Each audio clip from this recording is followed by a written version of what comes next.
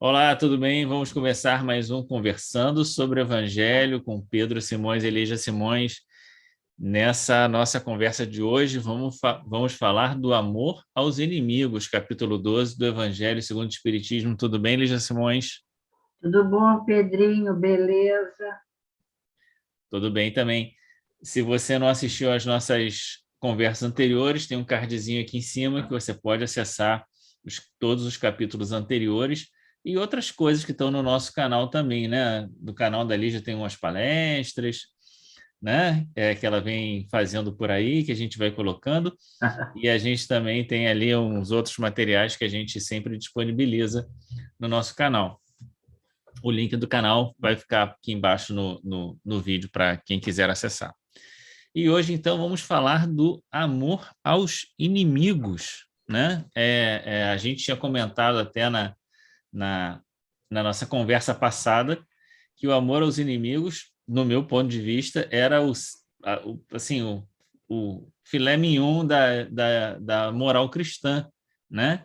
Exatamente aquilo que Jesus vai dizer: olha, você aprendeu que amar a quem te ama, isso aí todo mundo faz, isso todo mundo sabe. A grande questão é amar o inimigo, né? Aquele a quem te faz mal, a quem te prejudica, né?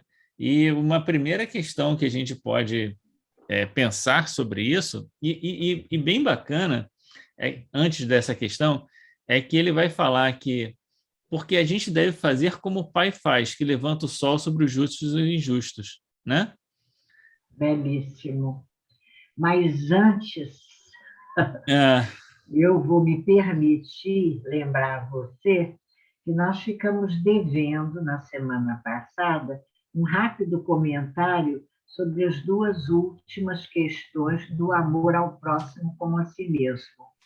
E como eu acho que essa reflexão rápida sobre a caridade para com os criminosos introduz para nós elementos para a nossa reflexão de hoje, eu vou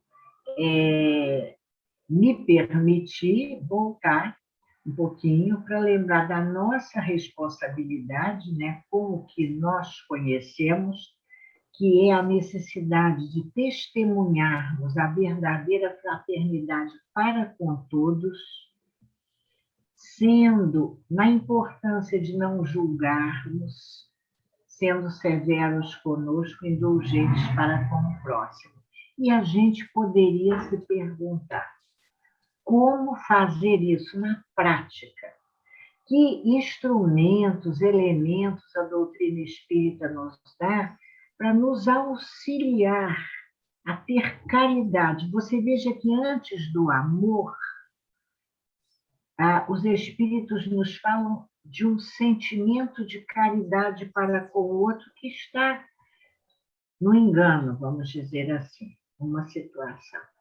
Então, nesse sentido, o princípio da evolução, lembrando os diferentes estágios porque todos nós passamos. A diferença nessa evolução, no desenvolvimento do senso moral. E uma afirmativa de Kardec, quando ele diz: lembrar que a maldade não é permanente nos homens, decorre de uma imperfeição temporária. Olha, lápis na mão, imperfeição temporária. Porque todos nós, não os outros, todos nós reconheceremos um dia os nossos enganos. E o Deus que faz nascer o sol para justos e injustos nos concede sempre novas possibilidades de refazermos esses enganos, repararmos os nossos pecados, pecado entendendo o significado de pecado, errar o alvo. E Kardec, depois de falar da verdadeira caridade para com os inimigos, nos lembrando que sem essa verdadeira caridade, o reino de Deus não se instala na terra. porque a caridade é a base para a instalação do reino de Deus. Nós comentamos semana passada, ele lembra a importância do socorro, da oração em favor daqueles que estão enganados. E os que estão enganados, Pedro, somos nós mesmos, todos nós mesmos. Você veja que quando Jesus nos fala que o Pai que está nos céus faz com que se levante o sol todos os dias para justos e injustos, para além de nos instruir a respeito da importância dessa compaixão, dessa misericórdia, dessa caridade para com o outro, nos traz primeiro uma mensagem que a gente pode começar o nosso dia dizendo, uma mensagem de muita esperança.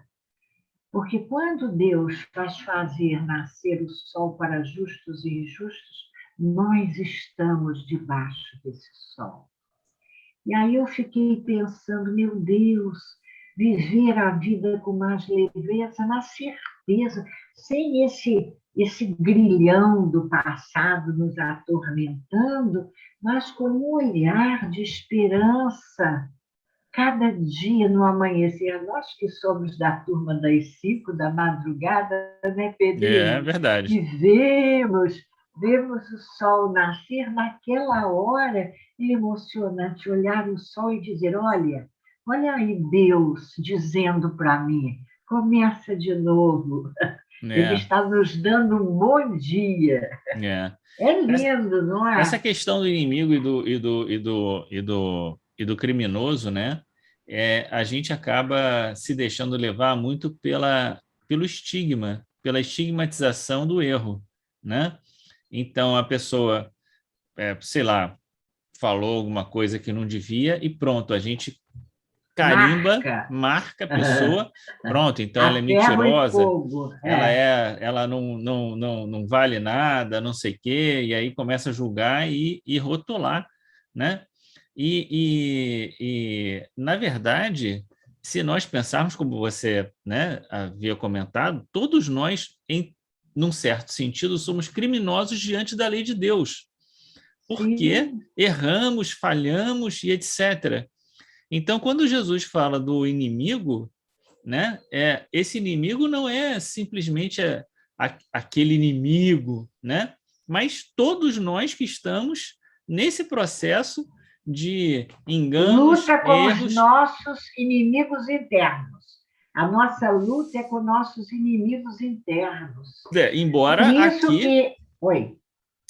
aqui a mensagem não seja dos inimigos internos, seja do outro mesmo. Mas a gente né? lembra que na dureza do nosso coração está o inimigo interno que nos impede de sermos compassivos com o próximo, não é verdade? Mas aqui... É por isso...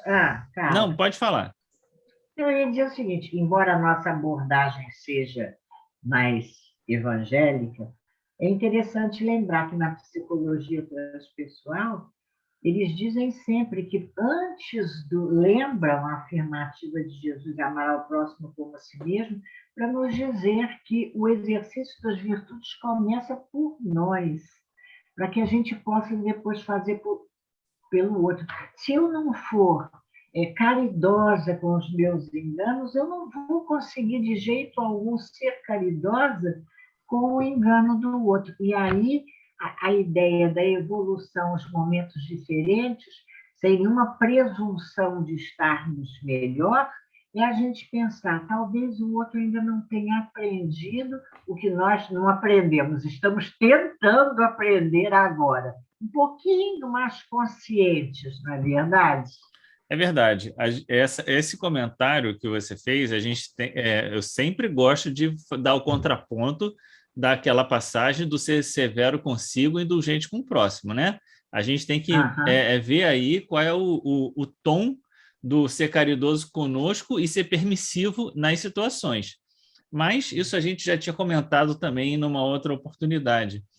Agora, mas como assim mesmo? Não estou me lembrando. O que você comentou? Não é isso? Porque não é sempre ser severo conosco e Sim, mas quando a misericordiosos. gente é caridoso conosco, isso pode acabar levando a uma certa permissividade. No Ah, sentido de entendi. dizer, não, mas eu entendo realmente, eu não sou assim, não sei o É, quê, eu e ainda você sou um começa a colar espírito isso, e atrasadinho. aí você começa a te dar muita desculpa e passar muita mão na sua cabeça, É né? verdade. E aí vai postergando aquilo que você precisa fazer naquele momento. Sempre o Veja, ponto de equilíbrio é muito difícil, né? exatamente, E é exatamente. interessante, Pedro, eu vou me permitir ainda voltar um pouquinho, porque no item 15 há uma resposta importantíssima O item quando 15 do capítulo anterior. do capítulo anterior, quando Kardec pergunta sobre se nós devemos expor a vida por um malfeitor. Essa semana, uma querida companheira que eu tenho certeza que ela vai saber que eu estou falando para ela, não vou dizer o nome, ela falava de uma situação de expor a vida não por um malfeitor, mas por uma pessoa querida. Agora, com essa situação de doença, de Covid, a gente expõe ou não expõe para estar com o outro? E nos questionou, pediu para a gente conversar e refletir sobre isso.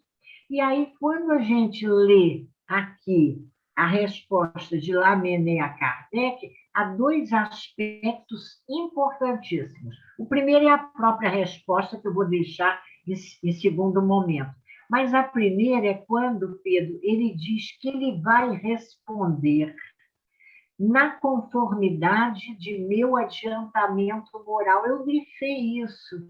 Nossa, isso é bárbaro, porque os espíritos respondem na conformidade do seu adiantamento moral. Então, mesmo nas mensagens dos espíritos, às vezes nós encontramos diferentes pontos de vista, porque nem todos são espíritos puros, a Sim, claro. maioria. Então, Então, são há espíritos um elevados, mas puro, né? diferentes olhares, não é Aham. verdade? E aí a resposta, querida amiga, ele diz: socorrei, porque salvando, obedeceis a essa voz do coração. Isso é muito bonito, porque também mostra um momento desse espírito.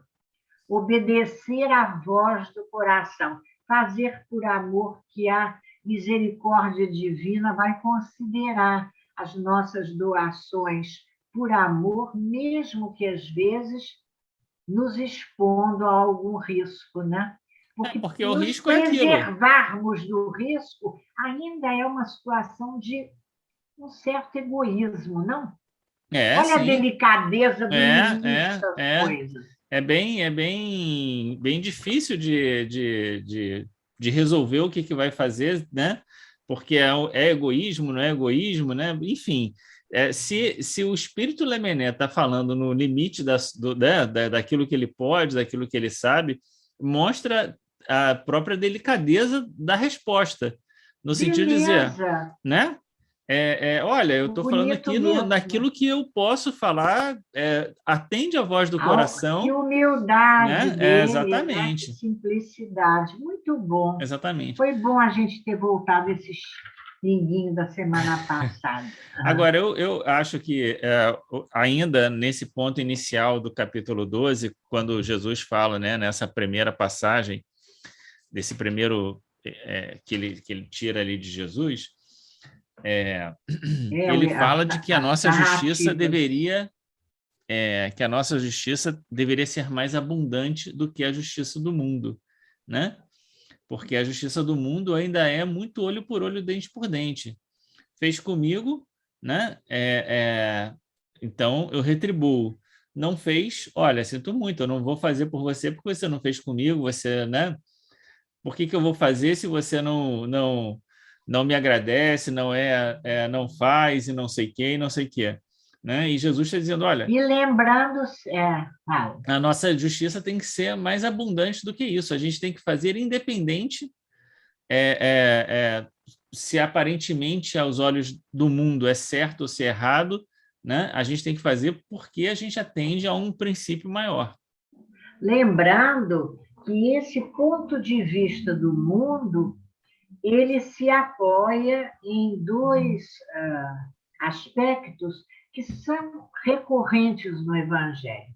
O primeiro é a falta de crença na vida futura, vai ser trabalhado no nosso capítulo. Sim. E o segundo, a importância da personalidade. Não posso suportar tamanha injúria, tamanha afronta. Vamos comentar isso depois, não é?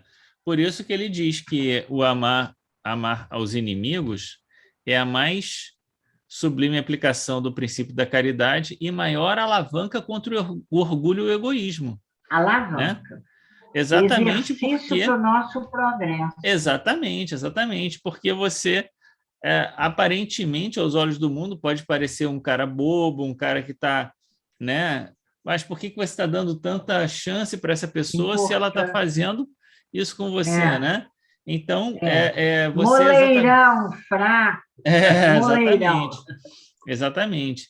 Então, esse é um ponto importante. Mas eu gosto muito dessa passagem do inimigo, porque aqui vai ser ressaltado a ideia de que essa falsa ideia de que a gente deve tratar o inimigo como amigo. Né? Isso é definitivo. Isso é de uma sutileza. Vou deixar você comentar depois. Não, é só a ideia de que essa é a mesma palavra, é como se ele estivesse dizendo, olha, é uma mesma palavra para dois sentimentos diferentes, né? É lógico que a gente tem muito mais afinidade com determinadas pessoas, com algumas pessoas, a gente se sente, né, mais à vontade, tem uma certa identidade, né? Do que com outras pessoas. O coração bate calmo, expressão usada junto dos amigos. E se assusta, às vezes, com a vibração, que é um ponto que vai ser tocado também, a vibração daqueles que não tá te olhando, tá te... né? Tá querendo pegar você em falso, né? Então, eu acho que... Não confiam em você. Não confiam, né? Exatamente. Então, essa sutileza do comentário, eu acho que é muito importante para a gente também não criar uma falsa impressão de que, olha, não, todo mundo é meu amigo, tá tudo bem. E aquela história que a gente já comentou aqui, não, eu nem me sentia atingido por você, agredido, não, né? Não vou nem te perdoar, né? E isso num certo sentido, né? Vai contra isso que está sendo comentado aqui, de que, de fato, a gente acaba sendo afetado pelo comportamento dos outros em alguma medida. Não é que a gente vá deixar, né, de agir no bem, mas não é a mesma coisa. Pois é, e o que eu falei de sutileza, você veja que coisa importante. Eu ia fazer outro comentário, mas fiquei prestando atenção na sua fala e depois eu lembro. A questão das afinidades e da vibração, né, que a gente estava falando. No primeiro momento, a leitura do item 3, quando Kardec faz essa observação, olha, fica tranquilo, que amar o inimigo não é a mesma coisa que amar o amigo. Aliás, a palavra amor em português, se a gente vai buscar os radicais, tem 1000 significados numa única palavra, a gente sabe isso, os diferentes graus de amor. Mas a sutileza está em que depois que os espíritos Kardec nos tranquilizam, olha, fica calmo, não é para sentir igual, ele vem me dizer nos dizer o que é para sentir. Que é dificílimo. É dificílimo, não aliviou nada. Quando ele diz, não, que você tem que experimentar júbilo em vez de pesar com o bem que lhe advenha, para e pensa.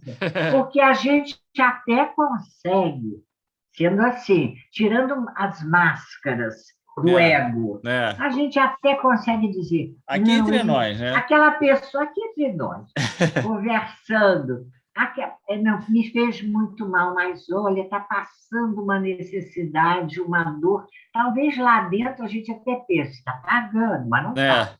É, é. Não, eu vou até é comprometedor. Vou até orar por fulano que está passando uma desgraça. Agora, sorrir com a vitória do inimigo, É. daquele que você considera o inimigo. Se alegra se ele consegue coisas que você ainda não consegue. E que Né? às vezes você almejava, né? Olha, isso a gente tem que ser muito honesto com a gente mesmo, e a gente recomenda a leitura do item 3, é socorrer quando tiver ocasião, abster-se de palavras que o possam prejudicar e fazer tudo isso, está em itálico, sem a intenção de os humilhar. Então, vê lá o jeito que você vai fazer. Porque se fizer com superioridade, não vai prestar. É, É uma isso é uma coisa advertência danada também, né? importante. É muito curioso isso que você está falando, porque no capítulo 13 vai aparecer algo semelhante que eu não quero adiantar aqui, que é o do próximo capítulo. Pegou a Mas, mania de adiantar. não, mas Vamos lá. assim como o sofrimento, se você murmura, você perde, né?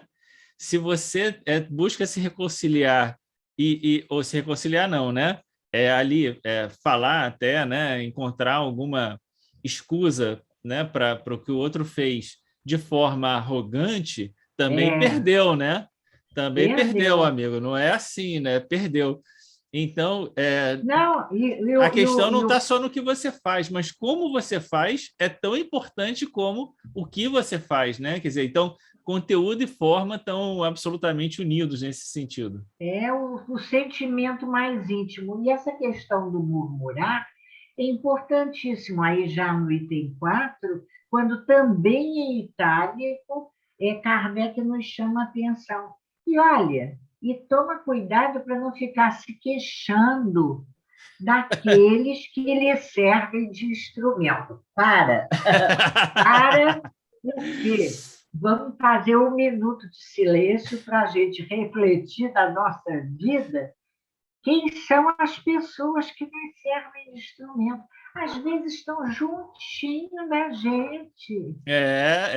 Por Aquelas isso, pessoas que nos causam as pequenas irritações, os as pequenas aborrecimentos, e alfinetadas, né? pensam, as alfinetadas, pensam diferente da gente, o que é um aborrecimento, alguém que não concorda com você. É claro que a sua ideia é melhor. Assim. Olha como é que Deus diz, ao invés de queixar-se, agradece a Deus. Deus não, Kardec. Agradece a Deus por te experimentar, agradece a mão que lhe dá ensejo de demonstrar sua paciência e resignação. Eu quase parei aqui refletindo tanto que nem ia para frente do capítulo.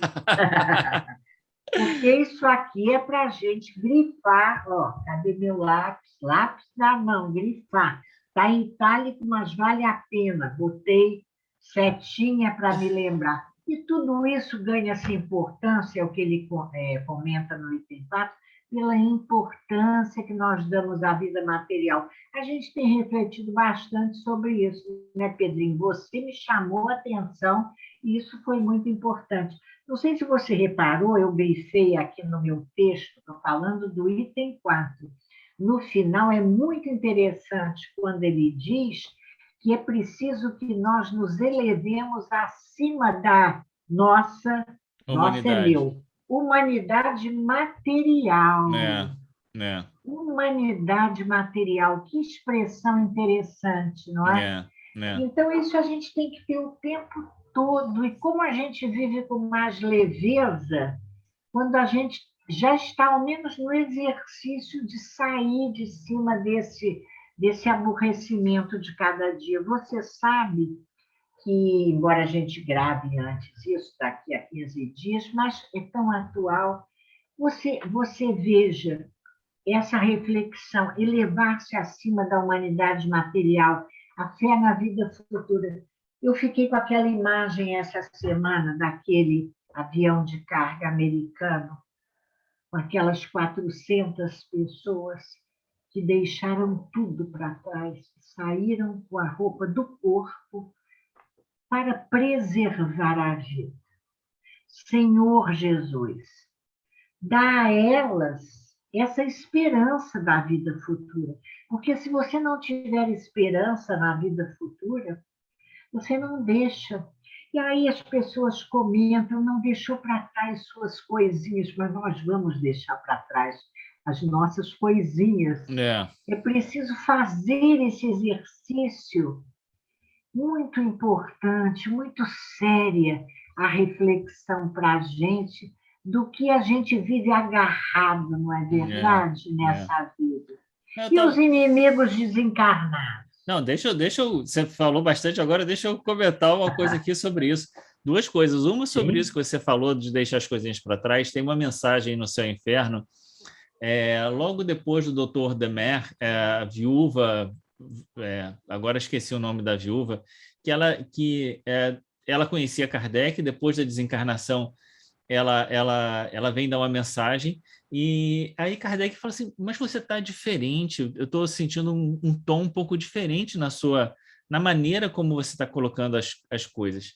Aí ela diz para ele que ela estava muito enferma, e quando ela percebeu que a vida ali já ia acabar, porque ela era espírita e tal, né? Já estava entendendo tudo o que estava acontecendo, aí ela faz esse exercício de começar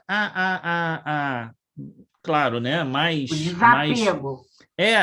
Não só desapego, mas de pensar que agora ela vai viver a vida espiritual, e aí tomou isso, vamos dizer assim, ela não usa esses termos, claro, né? Mas mais a sério, e isso fez com que ela tivesse, de fato, uma percepção, uma maturidade diferente, e aí por isso ela estava falando daquela maneira, né? Então é muito interessante, porque se nós temos, né, esse conhecimento, e eu chamei a atenção da vida futura, porque Kardec chama a atenção da vida futura, e se a gente não percebe, se a gente não se dá conta disso, a gente não localiza nas diversas mensagens a recorrência desse tema. Exatamente. Esse tema é absolutamente recorrente. O último item de hoje fecha amarrando a importância da crença na vida. Ele é absolutamente recorrente, assim como o devotamento e a abnegação. São absolutamente recorrentes como temas centrais do Evangelho. Mas eu só queria voltar agora, aqui, antes do inimigo desencarnado, né? Que é aquele negócio. É um pouco... Eu acho que tem duas coisas. É um pouco aquela história, né? Reconcilia-te depressa com o adversário, que é o capítulo 10, que a gente já analisou, né? Porque senão isso aí vai ficar ainda para depois, né? Mas a minha impressão dessa questão do amor ao inimigo, ela tem duas questões. Uma é essa própria ideia da recorrência, da ideia da misericórdia, do reconcilia-te com o adversário, né? É muito importante que a gente esteja reconciliado com o outro, né? Porque todo o capítulo 10 é isso. Se você agrediu o outro, você vai lá e se desculpa, se o outro fez, você perdoa, né? Então, a nossa posição de conciliação com o outro, né, é muito importante. E mais importante, o fundamento para essa conciliação é a própria ideia de que nós temos que deixar com que o outro siga a sua vida.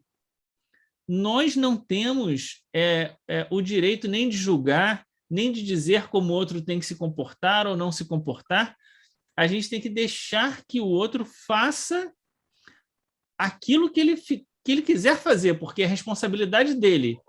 E entender que, numa relação, cada um é responsável pelas suas ações. Então, nós temos que ser responsáveis pelas nossas ações. E a nossa ação tem que ser uma ação de conciliação. Olha, estamos na sintonia nos nossos estudos, embora a gente não se fale durante a semana sobre o Evangelho. Refletindo sobre isso, eu me lembrei de uma questão que eu tive, eu era jovem ainda, numa situação de discordância, não é? Não vou falar de inimigo, mas de discordância de ponto de vista com uma pessoa querida que não queria entendimento comigo. Não adiantava, eu tinha exatamente o que você está falando, que respeitar. Mas eu queria encontrar na doutrina o subsídio que garantisse a minha paz de espírito com relação a isso, de deixa o outro, respeita o outro. Então, eu nem vou contar a circunstância, porque seria a importância da personalidade, mas eu fui buscar num livro, e do livro O Espiritismo e os Problemas Humanos, o último livro feito pelo professor Diolindo Amorim, que quando ele estava organizando os artigos do livro, isso é uma homenagem a Diolindo, ele falece. Então, o professor Hermínio de Miranda reúne Deltinha, a esposa do professor Diolindo, passa os artigos que ele estava preparando para o livro, e Hermínio Miranda organiza e conclui o livro. É muito interessante. Então, há exatamente a resposta a essa pergunta: e se o outro não quer reconciliar-se conosco? E aí já é Hermínio quem responde. Eu sempre achei que era Diolindo, mas é Hermínio. Ele diz: sobre as inimizades entre familiares, recebemos na família espíritos desarmonizados conosco, que às vezes nós temos até a conta de inimigos, né? Em vista de atitudes negativas nossas e de sofrimentos que lhes impusemos e que vêm nos cobrar dívidas kármicas. Isso eu vou fazer um comentário ainda. E aí ele diz assim: é preciso lembrar em tais situações que antes de devermos individualmente a cada um daqueles a quem prejudicamos com nossas paixões, devemos à própria lei universal do amor fraterno. Nossa, isso é muito importante. Nós queremos fazer as pazes com aqueles a quem ofendemos. Quando a gente pensa na resistência do outro, me lembro também de uma palavra de Dr. Erma, amigo espiritual, certa vez, que disse para mim: olha, fulano é resistente a você porque ele ainda desconfia de você.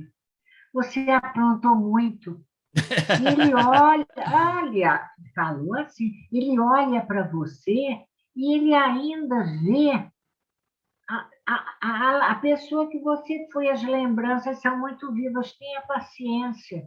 Vai fazendo a sua parte e deixa quieto, porque ele desconfia. Vai fazer o quê? Desconfia. Agora, para nós, o que é importante? Isso é muito importante. A gente respeita o outro e não vai ficar perseguindo os inimigos. Quando tiver ocasião de ajudá-los, que bom. Mas o importante é vermos o nosso sentimento. Exatamente. Porque nós não devemos ao outro, devemos à própria lei universal do amor fraterno, como diz aqui Hermínio de Miranda. Excelente.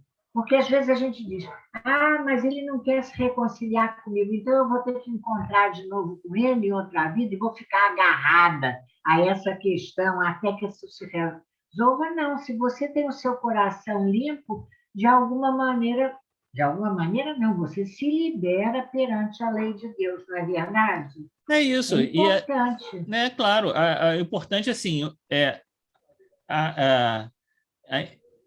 onde quer que você encontre a pessoa, em que circunstância for, se você estiver conciliada com ela, isso não vai ser um problema, né?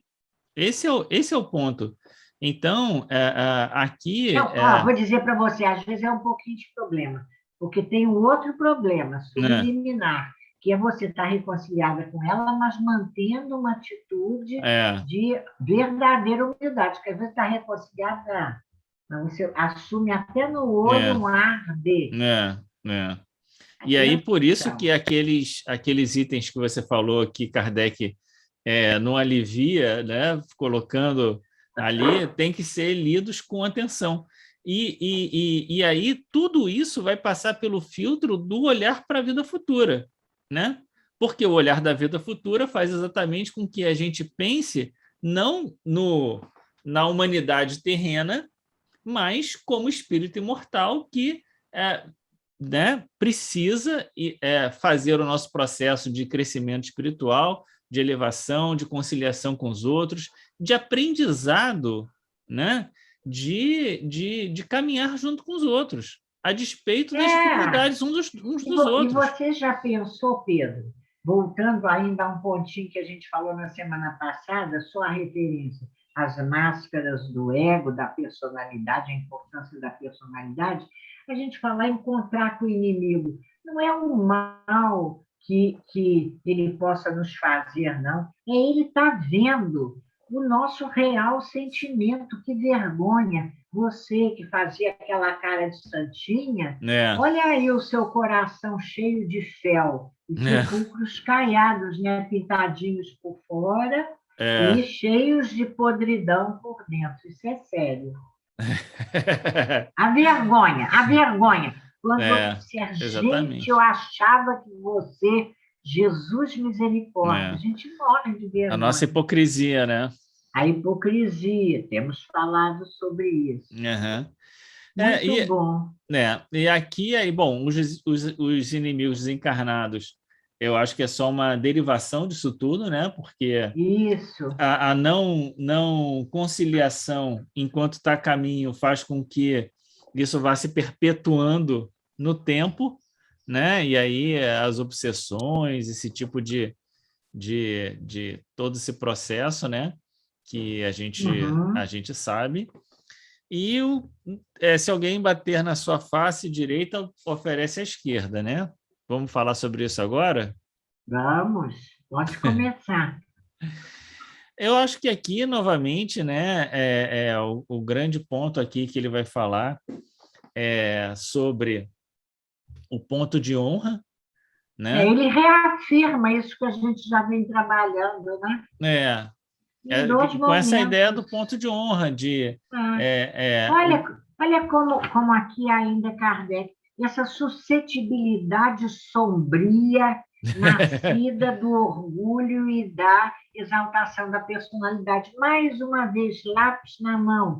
Suscetibilidade sombria, para de mimimi, né? Somos nós. E tem uma passagem aqui que já não é mais nesse item, é num item um pouquinho mais à frente. Mas antes de ir para ir mais à frente, você veja, nesse item 8, estamos no item 8, ele começa falando, reafirmando a nossa suscetibilidade sombria, para terminar ainda uma vez. Que beleza a gente descobrir que o sentimento de misericórdia para com o outro está calcado, alicerçado, como ele diz, somente a fé na vida futura é o último trecho. E na justiça de Deus, né? E na justiça de Deus. Pode dar forças ao homem para suportar com paciência os golpes que lhe sejam desferidos nos interesses do amor próprio. Isso é uma beleza. Eu estou preparando um comentário para sábado daqui a 10 dias, eu acho que é 28, e aí, sabe o que a gente vai abordar? É uma surpresa. A coragem dos cristãos primitivos, que se apoiava em quê? Na absoluta certeza da vida futura. E na justiça de Deus, né? E na justiça de Deus. Não era suportar os golpes, não. Era suportar o açoite, a fogueira, o leão, a morte. Cantando... na certeza daquilo, era um minuto que vai passar. Gente, isso é revolucionário. Sim, sim. E aqui é, mais uma vez, a ideia de você não se ir para o confronto com o inimigo, né? Porque o duelo é o confronto. Né? O confronto... desculpa, né? O confronto é o duelo, né? É aquela... discussão que nunca termina, que você não cede no argumento, né? É Que a aí gera vingança. irritação, não sei o quê, e que depois você volta e fala de novo, tarará.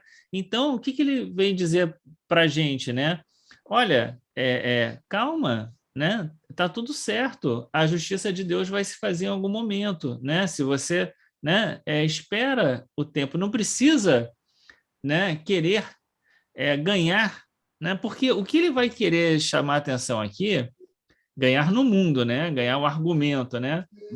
É, É que paciência, os golpes que lhe firam desferidos no interesse e no amor próprio. é, Então, é. veja, isso não pode ser passado assim, porque, num certo sentido, é aquela história.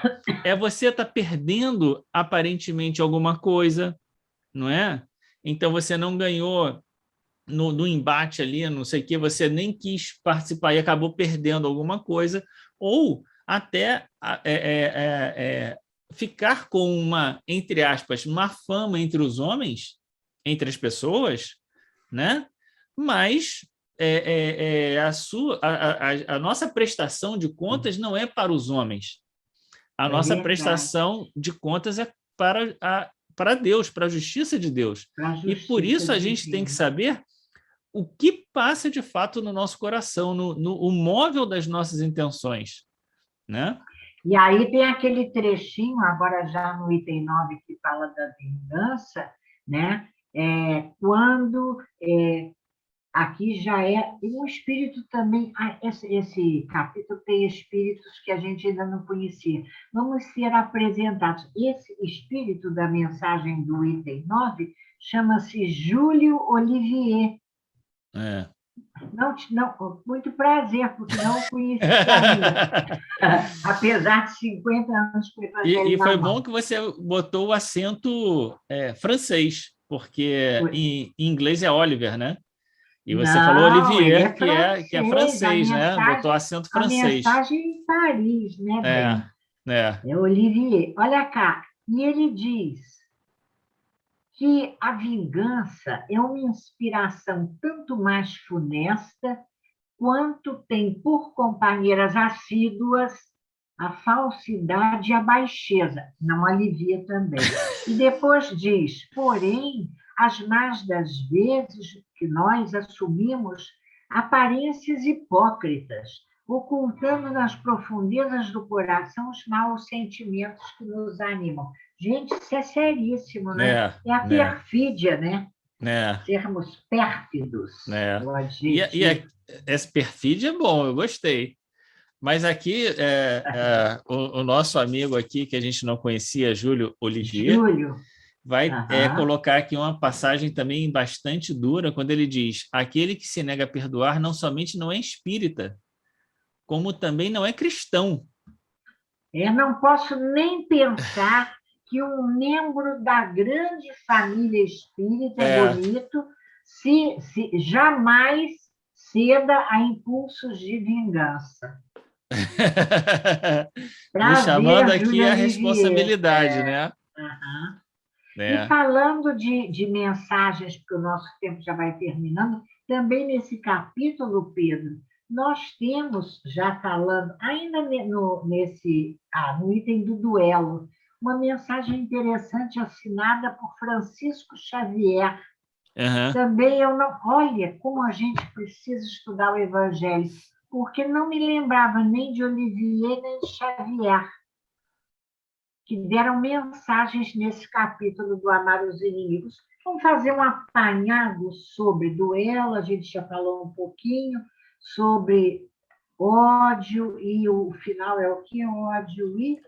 Eu acho que é isso, né? Ódio e O duelo, né? ódio e o duelo. Né? A vingança, Né? os espíritos pegaram pela nossa fragilidade, né? Vingança, ódio e duelo. Agora, Mas eu eles acho, eu acho, eu acho que reafirmam. esses itens eles vão trazer não apenas a ideia do ódio como contraponto do amor, né? Quer dizer, um sentimento que ainda nos anima em alguma medida, né? Por isso está sendo trazido aqui. Mas tanto o duelo quanto a vingança é a ideia de você revidar o mal com o mal, né? é exatamente a crítica a essa postura que a gente ainda tem, né, de não perdoar, de não esquecer, então de apresentar para a pessoa novamente, né, os seus erros, né, e não ceder em argumentos e ficar naquele negócio, né? Então, vem trazer exatamente para nos chamar a atenção sobre esses. Nos mostrando. Às vezes a gente diz, eu já sei que preciso agir assim, mas não consigo. É interessantíssimo a gente observar a coerência e a organização do pensamento dos espíritos. E agora estou falando de Adolfo, bispo de Argel, ele vai falar do diálogo, mas você observou como é que ele começa o textinho do diálogo no item 11? Ele diz: só é verdadeiramente grande aquele que, considerando a vida uma viagem, que o há de conduzir a determinado ponto, pouco caso faz das asperezas da jornada e não deixa que seus passos se desviem do caminho reto. Com esse roteiro fica mais fácil. A ideia do caminho reto, ela é muito importante, porque se de um lado, né, a gente tem aquele comentário de que a gente deve ser misericordioso conosco mesmos, por outro lado, vem o bispo de Argel aqui nos chamar a atenção para não nos desviarmos do caminho, não nos deixarmos levar pelas asperezas, né? Para que a gente mantenha a rota, o ponto lá que a gente quer chegar. E é interessante também, na mensagem do bispo de Argel, eu grifei e parei um pouquinho para meditar sobre isso. Quando ele diz que muitas vezes, né, as nossas justificativas, não mais o ponto de honra, etc., etc., vem de sermos juízes em causa própria. Isso também é uma advertência preciosa. O que é ser juiz em causa própria? É a gente sempre se justificar, né? Nós temos razão, né? Eu sempre gosto de lembrar da história da vontade, né?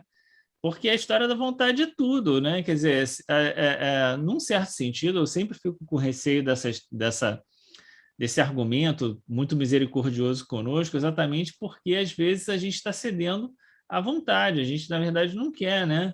Quando diz, eu não consigo, não sei o quê, e é juiz em causa própria, na verdade você está ali dissimulando, mas de fato você não quer fazer aquilo, né? Então, muita atenção, né? Eu acho que uma das coisas mais bacanas assim nesse capítulo é aquele comentário que você chamou a atenção de que a gente sempre fala, eu vou vencer a prova da paciência, eu vou, né, e tal, mas acaba maldizendo aqueles que são o veículo da prova. Isso é a mão que é instrumento. Exatamente, exatamente. Então, se a gente é capaz de pensar que a gente deve olhar para as nossas provações como um momento de engrandecimento, a gente deve também agradecer aqueles que são um instrumento dessa provação, né? Olha, vamos terminar e eu vou trazer uma coisa que parece que está fora, mas para mim não ficou fora, não. 2 minutinhos, dizer para você. Eu estava revendo até uma palestra que eu fiz, eu acho que é uns 3 ou 4 anos atrás, antes da pandemia, sobre almas gêmeas, as metades eternas, de O Livro dos Espíritos, lá no Boa Nova. E eu falo eu encontro uma ideia que eu acho que tem tudo a ver com o nosso capítulo de hoje, embora não, fazendo um contraponto. No estágio evolutivo em que nós nos encontramos, o nosso maior desejo é encontrarmos com espíritos que nos sejam simpáticos, que pensem como nós ainda nos sentimos muito felizes, a ponto de desejarmos, num sentimento absolutamente egoísta e exclusivista, encontrarmos uma alma, que seja absolutamente como nós, né? A ponto de dizermos, e a nossa outra parte, que não há nada a suportar, que a gente se adora e vai adorar aquela alma que é igual à nossa. Mas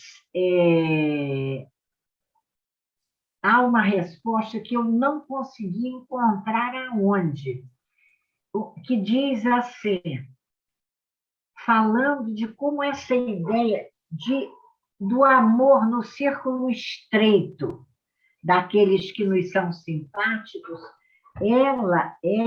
ela restringe a ideia do amor universal. Olha que bonito!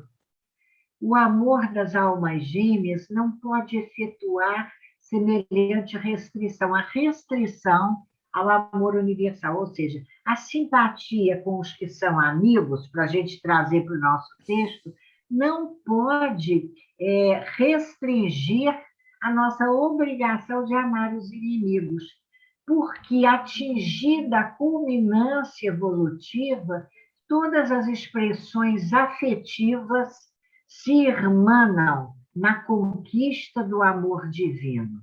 O amor de almas gêmeas, simpáticas, em suma, é aquele que um dia o Espírito sentirá pela humanidade inteira. Eu achei isso muito lindo. Isso tem, assim, uma série de digressões, né? Eu acho que a palavra é essa, porque essa abertura, esse exercício de incluirmos no círculo estreito do nosso amor, daqueles que merecem o nosso amor, os que são menos simpáticos, os que nos fizeram mal, aqueles a quem chamamos inimigos, porque essa é a nossa destinação. Para a gente acabar de uma maneira positiva, não é? A gente pensar na beleza de um sentimento de amor não exclusivista, que é o sentimento de amor dos espíritos puros, onde a importância da personalidade se apaga. E Você faz o sabe, sol Pedrinho, brilhar sobre todos. Eu me lembro muito, e aí minha mãe, sua avó, né, deixou para nós um lindo exemplo. Quando ela, numa manifestação já espiritual, ela disse que ela e a irmã dela, nossa tia Evani, aspiravam ser um dia anônimas servidoras da Legião de Maria. Esse anônimas é belíssimo. O que tem de bonito isso? Com todo respeito a Maria. É o anônimas.